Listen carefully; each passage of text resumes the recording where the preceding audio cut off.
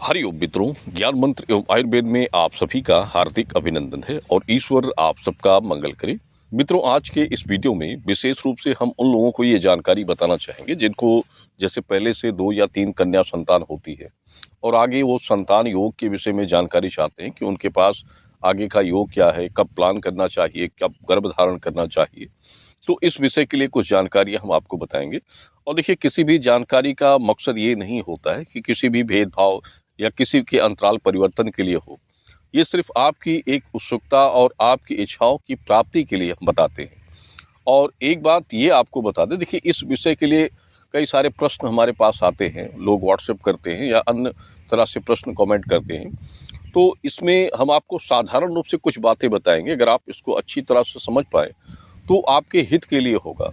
और हम पहले भी वीडियो में जानकारियों में इन विषयों में बता चुके हैं कि देखिए, जब आप जैसे ट्राई करना चाहते हैं, योग देखना चाहते हैं, तो सबसे पहले आपको एक सही समय का प्रयोग करना आवश्यक होता है। देखिए, एक वर्ष में 12 महीने होते हैं और उन 12 महीनों में जो योग दशा होती है वो दोनों संतानों के लिए बनती है। जैसे स्त्री या पुरुष कारक ग्रह योग महीने, और ये हर महीने में, हर वर्ष के जितने महीने हैं सभी में आते हैं। अब आप किसी योग के लिए अगर आप प्रयास करते हैं, किसी महीने में गर्भ धारण करते हैं, तो जिस कारक ग्रह योग यानी स्त्री कारक ग्रह योग महीनों में आपने ट्राई किया तो वो संतान आपको होगी। पुरुष कारक ग्रह योग में आपने ट्राई किया है तो वो संतान आपको होगी। तो ये जानकारी आपको, जिस संतान के लिए आप प्रयास करना चाहते हैं, ये जानकारी आवश्यक होती है कि कौन सा महीना आपके लिए उपयुक्त रहेगा। और एक बात ये होती है कि देखिए, लग्न जो होता है, जैसे डेट ऑफ बर्थ होती है, विशेष रूप से जन्म तिथि में लग्न में गुरु और शुक्र की महादशा। देखिए, गुरु सूर्य ये जैसे पुरुष कारक ग्रह योग है, चंद्र शुक्र ये स्त्री कारक ग्रह योग है, इनकी एक महादशा होती है। जैसे आप विवाह करते हैं, विवाह के बाद जब आप संतान के लिए बारे में सोचते हैं, संतान प्राप्ति का प्लान करते हैं, और उस समय में जैसे जानकारियां हम देते हैं तो विवाह की तारीख के अनुसार देखी जाती है। जब आपका विवाह हुआ था तो उस विवाह के बाद आपके लग्न पर महादशा किस ग्रह की थी।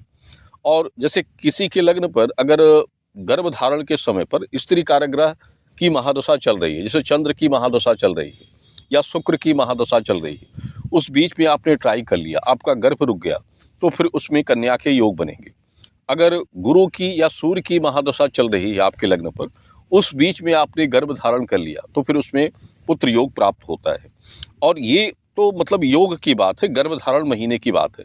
एक होता है लग्न का पंच भाव यानी कुंडली का 5वां घर, जो आपके संतान योग को बताता है कि आपके पास संतान योग क्या है, कौन से संतानों के कारक ग्रह योग आपके पास हैं। अगर वो संतान योग आपके पास होता है तो उसकी प्राप्ति आपको होती है, नहीं होता है तो आप कितना भी प्रयास कर लीजिए, वो संतान योग आपको नहीं बनता है। तो ये 2-3 चीज़ें सबसे आवश्यक होती है। और इसके बाद उन ग्रह की योग दशा महीने क्या बना, यानी वो ग्रह जो है आपके, वो आपको किस वर्ष के लिए या किस महीने के लिए बता रहे हैं कि उसमें आप प्रयास करिए। तो ये चीज़ें आवश्यक होती है। किसी भी महीने में ट्राई कर लेने से जो आपके लिए अनभिज्ञ है, जिसके बारे में आप जानते नहीं हैं, तो वही होता है कि आप फिर वो आपके साथ नहीं होता है जो आप चाहते हैं। और इसमें ज़रूरी यही होता है कि सही समय का प्रयोग करना। ये आप किसी भी ज्योतिष से परामर्श करके, इसकी जानकारी करके ही आप अगर ट्राई करें तो वो आपके लिए ज़्यादा अच्छा रहता है। क्योंकि देखिए, सभी की कामनाएं होती हैं, सभी की इच्छा होती है कि दोनों संतान का सुख उनके जीवन में बने। तो इसके लिए आपको भी थोड़ा सा धैर्य और बुद्धि के साथ कार्य करना चाहिए। जो लोग जल्दबाजी में रहते हैं तो उनके लिए ये सही निर्णय नहीं होता है। आप हमेशा इस कार्य को हमेशा संतोष के साथ, धैर्य के साथ करें।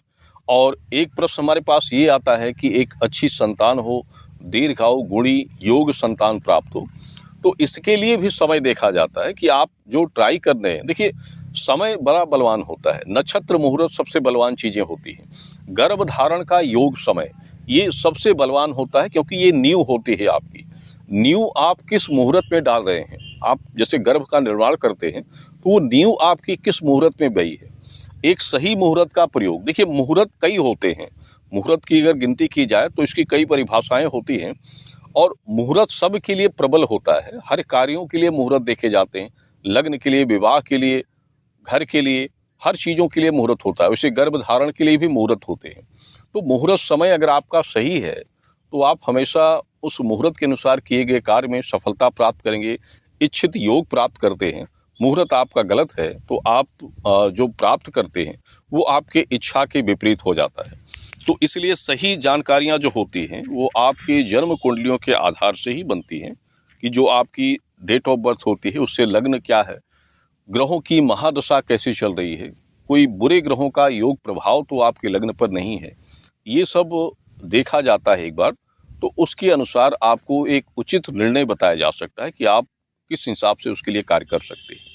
तो आज की वीडियो के लिए हमारी यही जानकारी थी, क्योंकि इसके लिए कुछ लोग प्रश्न करते हैं तो हम आपको इस विषय में बताना चाहेंगे। देखिए, बिना किसी की व्यक्तिगत डाटा डिटेल्स को देखे कोई भी जानकारी उसको बता देना एक अनुमानित गणना होती है, और अनुमानित जानकारी किसी को नहीं दी जा सकती इस विषय के लिए, क्योंकि इसके लिए सही जानकारी होनी चाहिए।